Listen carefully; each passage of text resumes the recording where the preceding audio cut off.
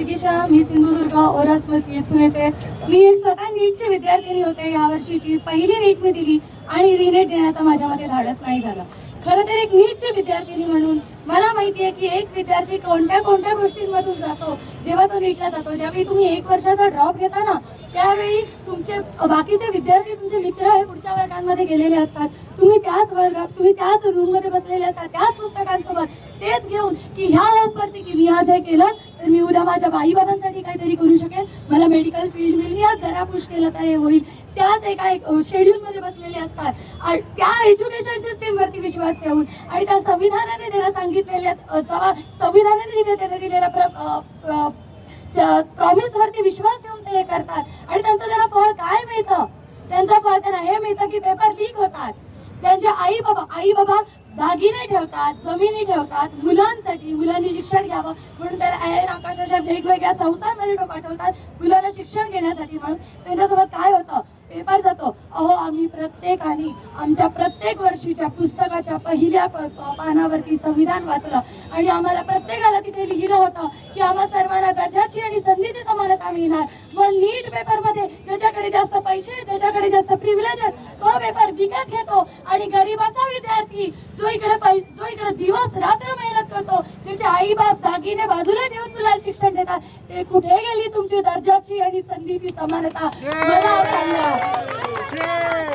इकडे परवाच्या दिवशी नरेंद्र मोदी साहेब रात्री व्हिडिओ टाकतात आणि म्हणतात, फ्रेंड्स आम्ही तुमचे फ्रेंड्स, आमच्या डोक्यात लाठी घातली आम्ही तुमचे फ्रेंड्स, मुलींचा असल्ट झाला आम्ही तुमचे फ्रेंड्स, तुमचा कॅबिनेट मंत्री आमचे अकाउंटेबिलिटी घेत नाही आम्ही तुमचे फ्रेंड्स. वा वा वा वा वा. इकडे रस्त्यात करप्शन, इथे सरकारमध्ये करप्शन, इथे देशात करप्शन, एज्युकेशन सिस्टीम मध्ये करप्शन, यांच्या कॅबिनेट मंत्र्यांमध्ये करप्शन. आणि आमचे मोदी काय सांगतात? ना खाऊंगा नो खाने दूंगा. मित्रांना तुम्ही अख्खा देश विकला, तुम्ही इथे जमीन जल जंगल सगळं तुमच्या मित्रांना विकला आणि तुम्ही सांगता कि भाइयों वो हमारा क्या करेंगे, मैं तो फकीर आदमी हूँ, झोला लेके चल पडूंगा. अहो, तुमच्या झोल्यात आमचा अख्खा भारत आहे. हे जरा पहा. तुमच्या इकडे आमचे विद्यार्थी जेव्हा अकाउंटेबिलिटी मागण्यासाठी जातात त्यावेळी त्यांच्यावरती लाठीचार्ज होतो, विद्यार्थ्यांवर असल्ट होतो, पॅलेट गनचा वापर होतो, डॉक्टरांना मारहाण होते, तिथे मेडिकल गेली त्यांच्यावरती मारहाण होते. आणि तुम्ही काय सांगता? फ्रेंड्स आम्ही तुमचे फ्रेंड्स, आम्ही तुमचे मित्र. आणि उद्या त्या दिवशीचा 20 तारखेचा इन्सिडेंट मी बघितला, मला घरी शेम फील झाला.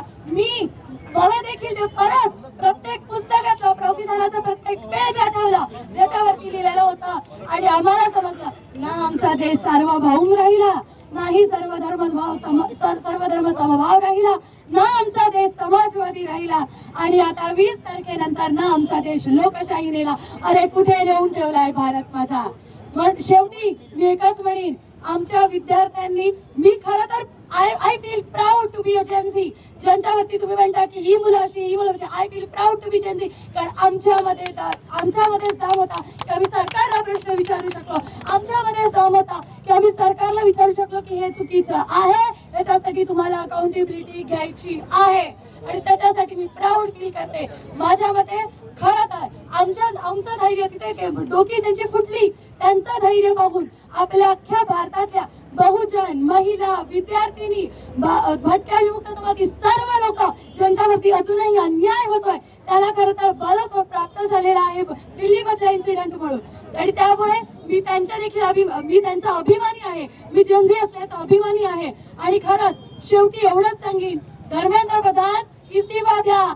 स्वतःच्या केलेल्या चुकांसाठी लोकांचे, मोदींचे पाय चाटत नका राहू.